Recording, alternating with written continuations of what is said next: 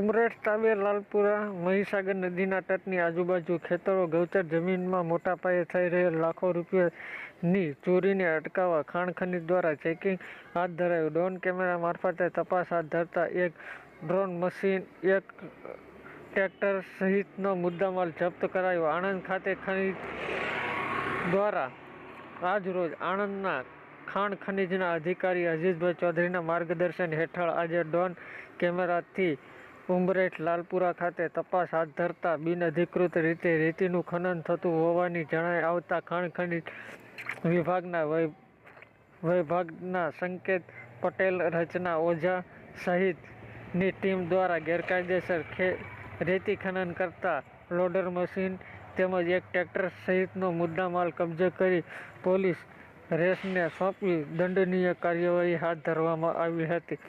Reporter ફારૂકદીન A કાજી, Umreth.